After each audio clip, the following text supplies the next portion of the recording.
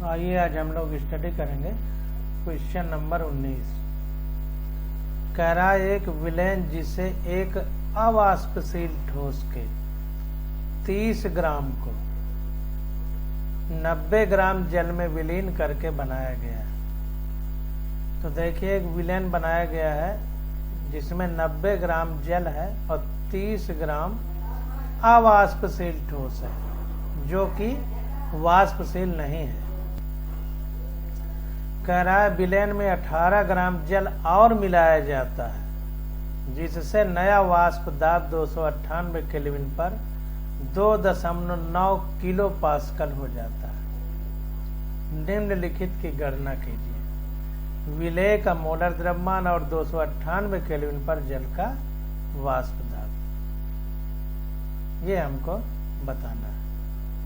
तो क्वेश्चन फिर से देखते हैं। कह रहा है एक विलेन जिसे एक अवाष्पशील ठोस के 30 ग्राम को 90 ग्राम जल में विलीन करके बनाया गया है, उसका 298 केल्विन पर वाष्प दाब कितना है? 2.8 किलो पास्कल है विलेन का दाब, वाष्प दाब। विलेन में 18 ग्राम जल और मिला दिया जाता है जिससे नया वाष्प दाब 298 केल्विन पर कितना हो जाता है?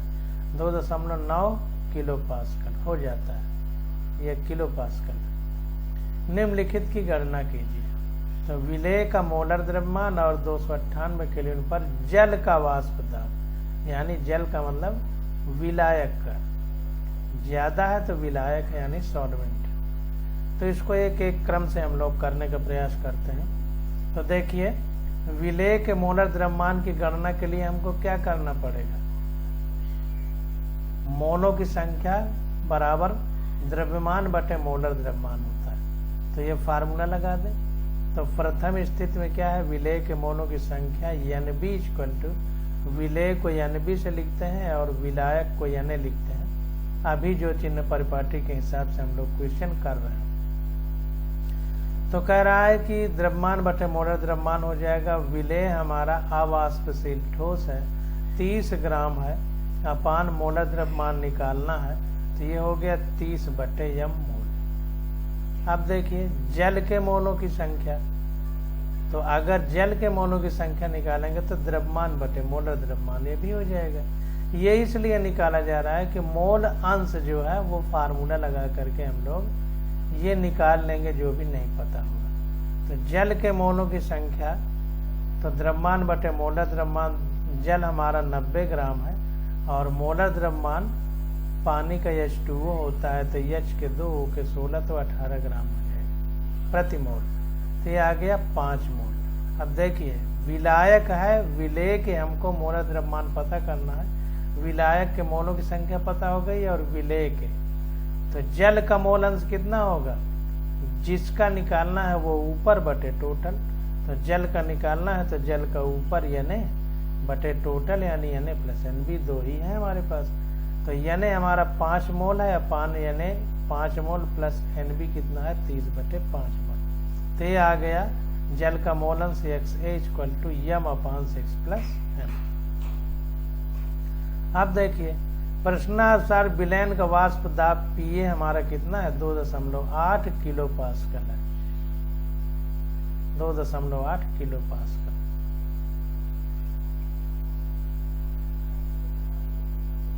तो यहाँ पर हम जो है राउल्ट का नियम लगा देंगे अगर, तो राउल्ट के नियम के अनुसार PA equal to PA naught XA होता है। तो PA इक्वल टू हो जाएगा PA नॉट XA। PA यानी विलेन का वाष्प दाब हमको दिया है 2.8 kilo pascal equal to PA naught into XA का मतलब विलायक के मोल अंश से हो गया m अपान 6 प्लस m। इतना आ गया। अब इसी प्रकार से हम लोग द्वितीय स्थिति में विलेय के मोलों की संख्या निकाल लेंगे। तो विलेय के मोलों की संख्या NB बराबर 30 बटे m मोल है। तो जल के मोलों की संख्या Na इक्वल टू कितना हो जाएगा? द्रव्यमान बटे मोलर द्रव्यमान। तो ये हमारा आ जाएगा। देखिए द्वितीय स्थिति में ध्यान दीजिए,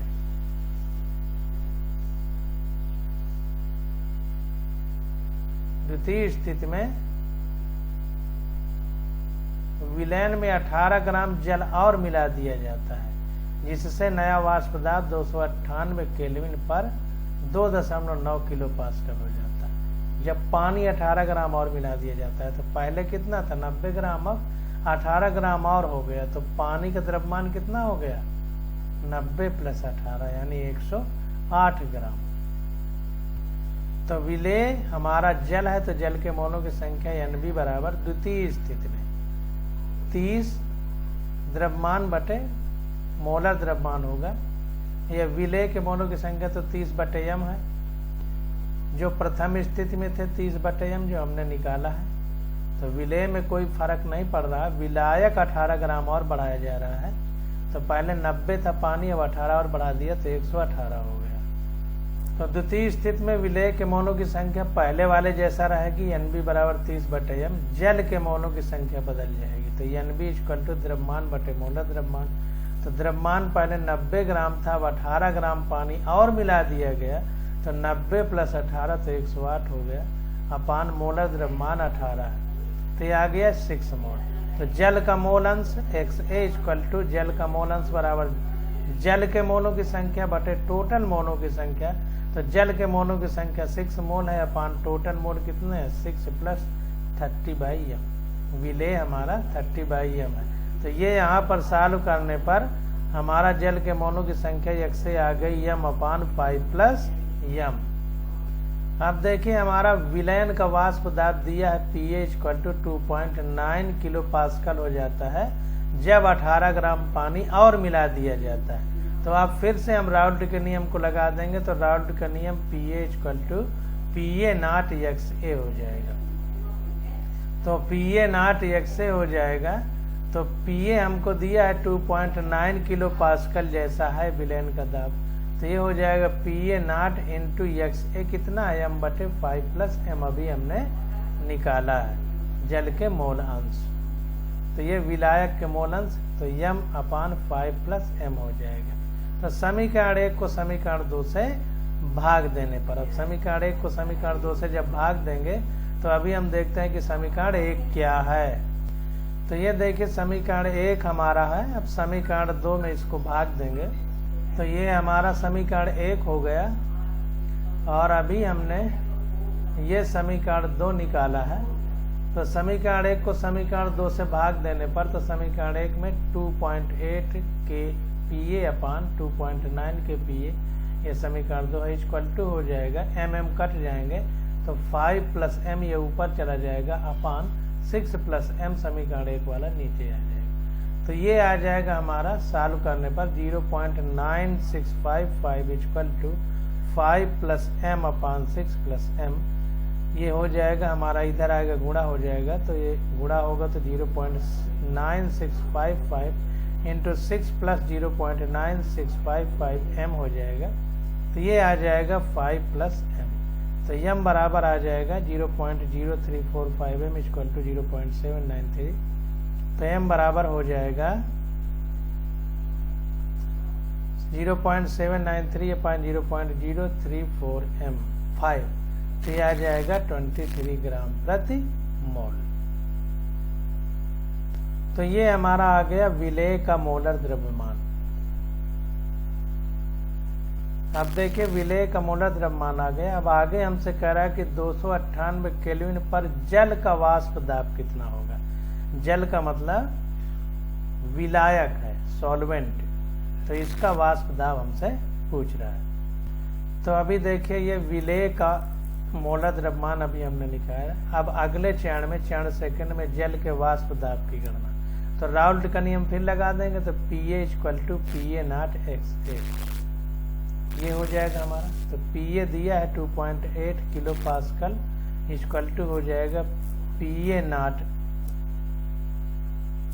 यहाँ पर देखिए बराबर का निशान लग गया है, ये गुणा का होना चाहिए, तो इसको गुणा का कर लीजिए। तो PA0XA और XA यानी विलायक का मोल अंश कितना होता है, होगा m/6 + m।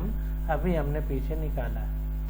ये देखिए जल का मोल अंश XA हमने m/6 + m निकाला है। तो अब ये हो गया 2.8 kilo pascal equal to PA naught into XA की जगह रख देंगे m/6 प्लस m, ये बराबर की जगह गुणा का निशान है। तो m का मान समीकरण 1 में रखने पर, अब इस m का मान जो है समीकरण अगर हम 1 में रख दें तो हमको क्या प्राप्त होगा। अब देखें यहाँ पे थोड़ा गलत लिखा है, m का मान समीकरण 3 में रखने पर यह समीकरण 3 प्राप्त हुआ। तो m का मान हम कितना निकाले थे, अभी देखिए ये विलेय के मोलर द्रव्यमान m बराबर 23 ग्राम प्रति मोल है। तो इसी मान को यहाँ पर रख देंगे m की जगह 23, तो ये हो जाएगा 2.8 kilo pascal equal to PA naught 23 gram प्रति मोल अपान 6 प्लस 23 ग्राम प्रति मोल। तो ये आ जाएगा PA naught equal to 2.8 into 29 upon 23। तो ये हो जाएगा हमारा 81.2 अपान 23। तो ये आ जाएगा 3.53 किलो पास्कल। तो ये हो जाएगा जल के वाष्प दाब, जल का वाष्प दाब हमारा इतना हो जाएगा। तो देखिए विलायक का वाष्प दाब, विलायक को PA मानता है किताब में, तो PA equal to PA naught XA होगा। अगर विलेय का निकालना हो तो यहाँ पर PB equal to PB naught XB हो जाएगा, लेकिन विलेय हमारा अवाष्पशील है तो इसलिए उसका वाष्प दाब नहीं होगा। इन बातों को ध्यान देना है। तो जल का जो वाष्प दाब है ये विलायक का वाष्प दाब है, या यूं कह सकते हैं कि यही विलयन का वाष्प दाब है, क्योंकि जो विलेय हमारा वो अवाष्पशील है तो उसके कारण वाष्प दाब होगा ही नहीं। अब क्वेश्चन नंबर 20 देखते हैं। कह रहा है शक्कर के 5% द्रव्यमान के हिसाब से कह रहा है जलीय विलयन का हिमांक 271 केल्विन है।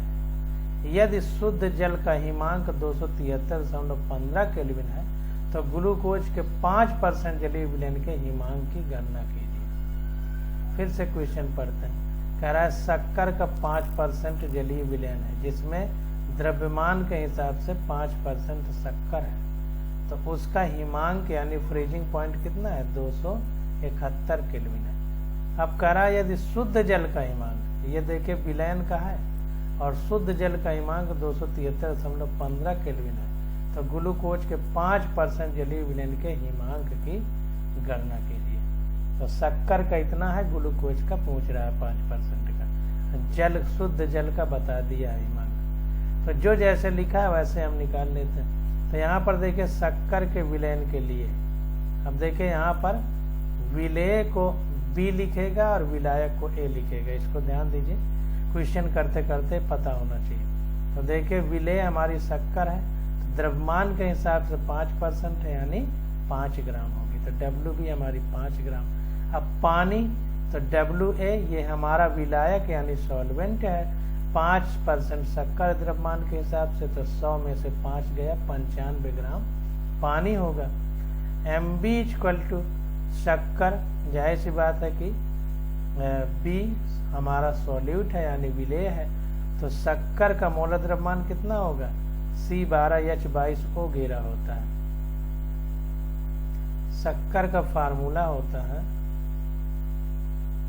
C12H22O घेरा, तो इसको रख लीजिए। तो C का 12 ही होता है और 12 है, प्लस H का 1 होता है और 22 है, प्लस O का 16 होता है और 11 है। इसका गुणा करेंगे और पूरी तरह से कैलकुलेट करेंगे तो 342 आ जाएगा, करके देख लीजिए। ये मोलर द्रव्यमान होगा हमारा शक्कर का। अब देखिए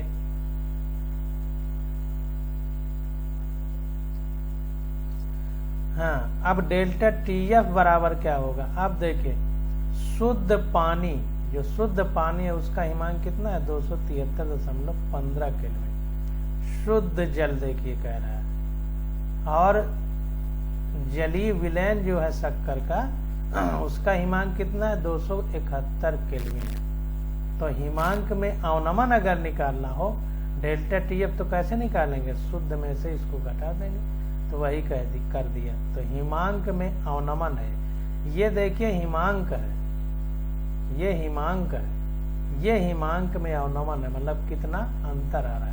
तो delta T F equal to 273.15 minus 271.00, तो ये आ गया 2.15 केल्विन।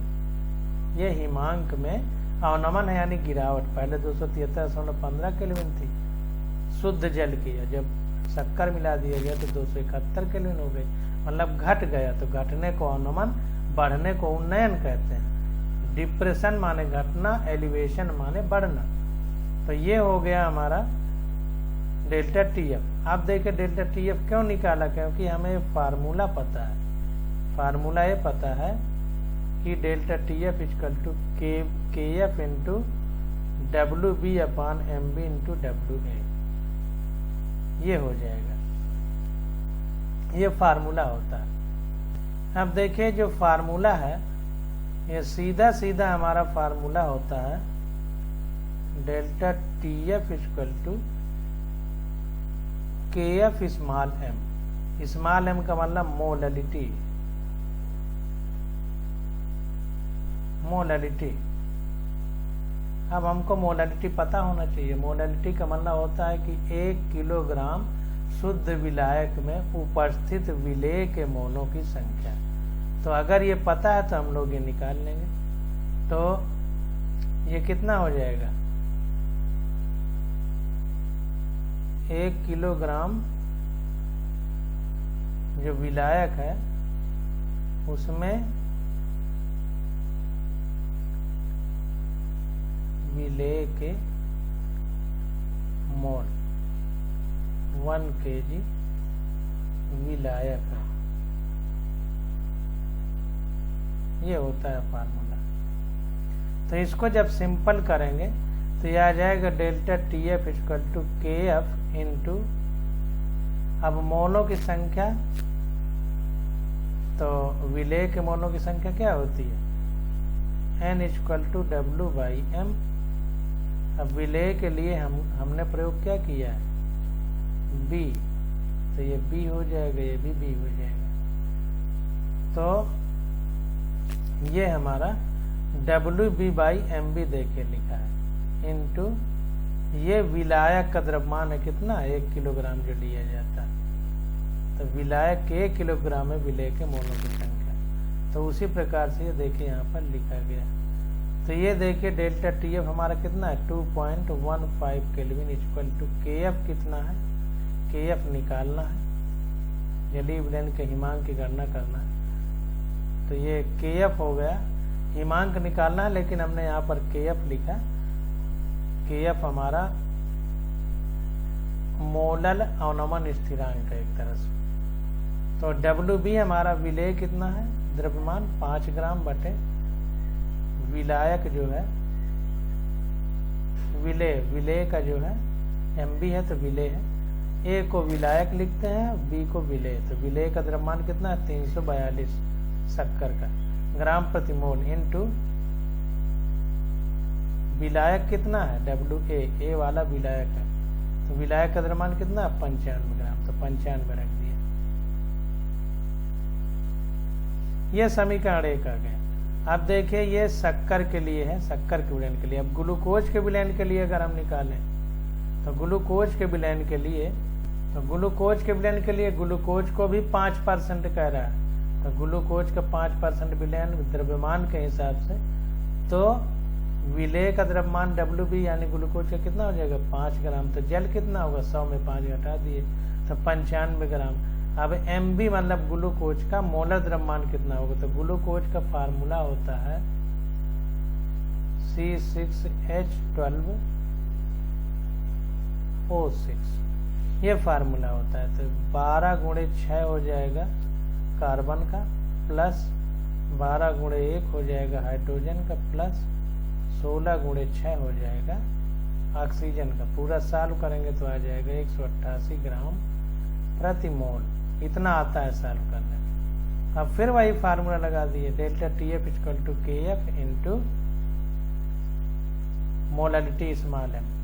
तो स्मॉल एम में क्या था, डब्ल्यू बी ऊपर है, एम बी नीचे, इंटू डब्ल्यू, यानी N इक्वल टू W/M होता है विलेय के लिए।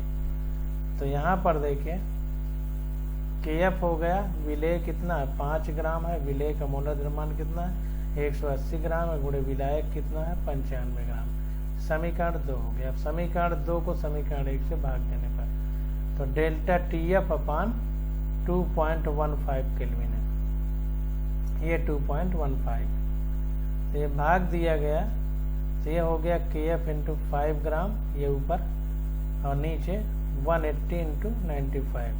इसके बाद ये नीचे वाला ये ऊपर चला जाएगा, तो ऊपर आ गया 342 ग्राम प्रति मोल इंटू 95, ये ऊपर वाला नीचे आ जाएगा, तो KF इंटू 5 ग्राम। अब देखिए KF से KF कट जाएगा और 95 से 95 कट जाएगा, 5 से 5 कट जाएगा, तो ये हो जाएगा डेल्टा TF इक्वल टू 342 गुणे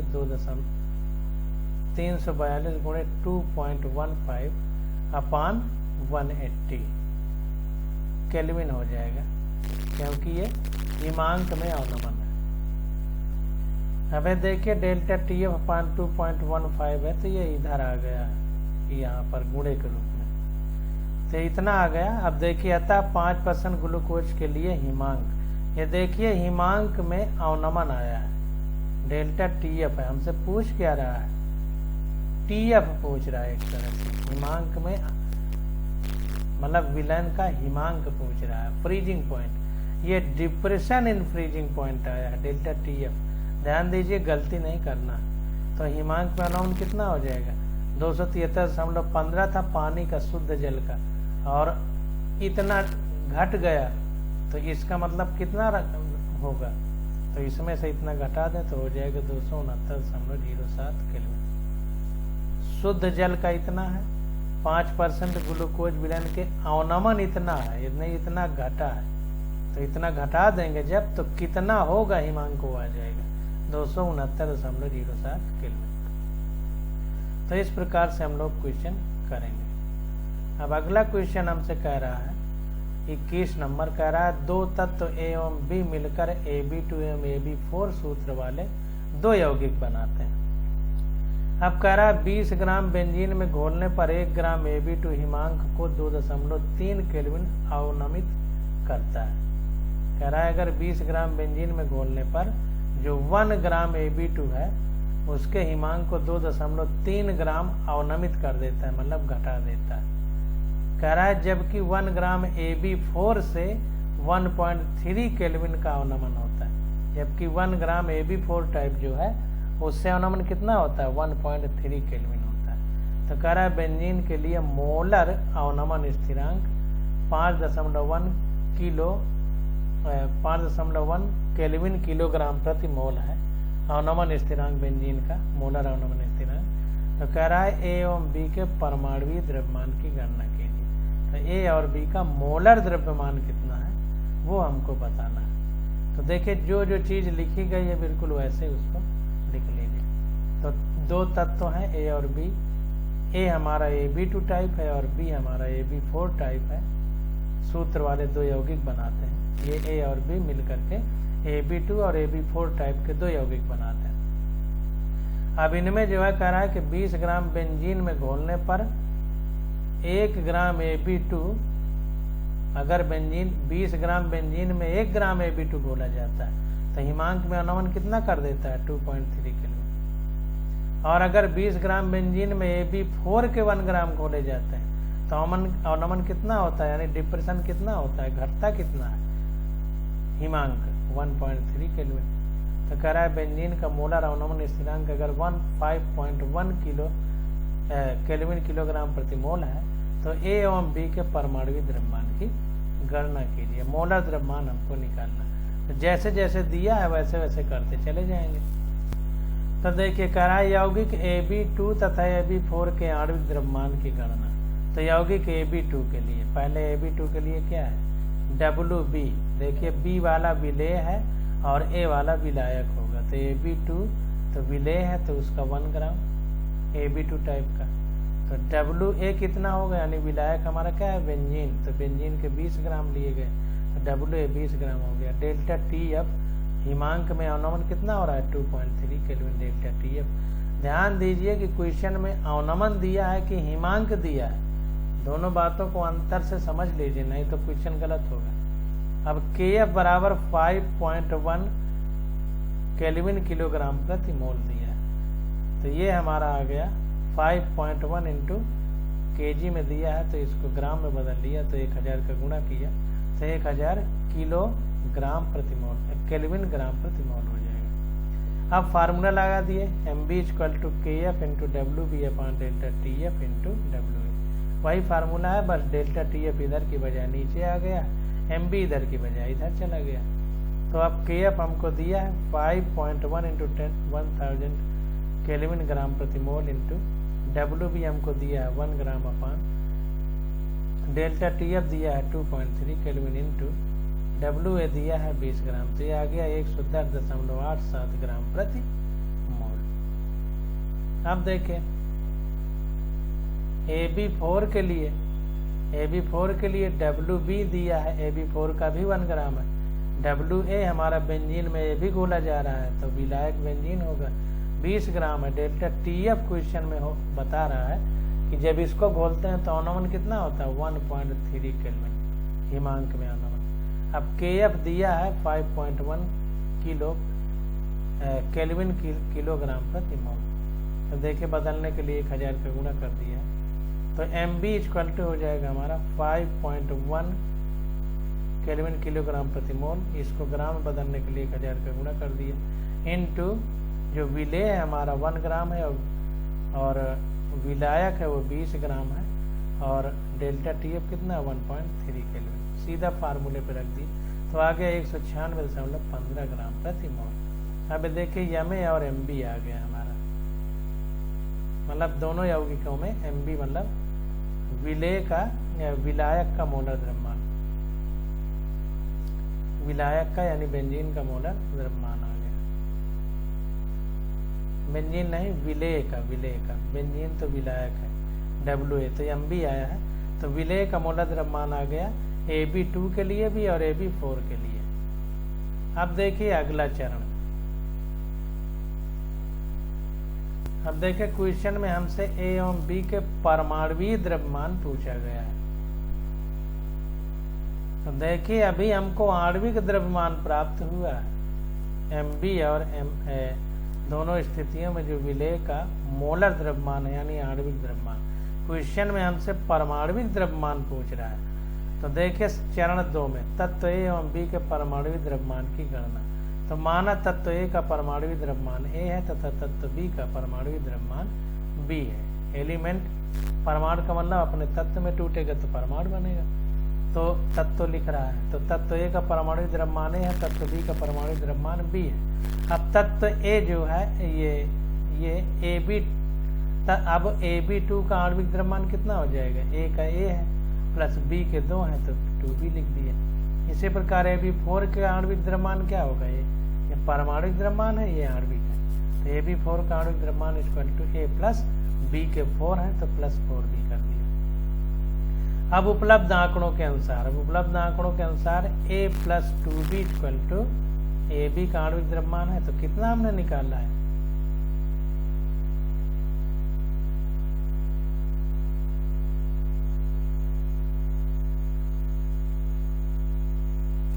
AB2 के लिए 110.87 है और AB4 के लिए 196.15 है, तो 110.87 AB4 के लिए, तो A प्लस 4B बराबर 196.15।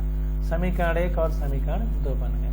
अब समीकरण 2 में से समीकरण 1 को घटाने पर, अगर 2 में 1 को घटा दें तो A plus 4B minus A minus 2B हो जाएगा, ब्रैकेट में A प्लस B रहेगा, खोलेंगे तो माइनस हो जाएगा, तो ये हो गया 196.15 माइनस 110.87, तो ये आ गया A से A कट जाएगा और 4B में 2B घटेगा तो 2B बचेगा, आ जाएगा, इसमें ये घटाएंगे तो 85.28 आएगा, तो B आ गया, 2 नीचे चला जाएगा, 85.28/2 तो आ जाएगा 42.64। ये हमारा B का परमाणुविक द्रव्यमान आ गया। अब A का निकालना है तो इसी को समीकरण 1 में रख देंगे, 1 में रखे हैं 2 में दोनों से आ जाएगा, तो 1 में रखा है तो A प्लस 2 इंटू बी कितना आया 42.64 इक्वल टू 110.87 ए में रखने का। तो ए सॉल्व करने पे आ जाएगा 25.59। तो तत्व ए का परमाणु द्रव्यमान कितना हो गया 25.59। तत्व बी का परमाणु द्रव्यमान कितना हो गया 42.64।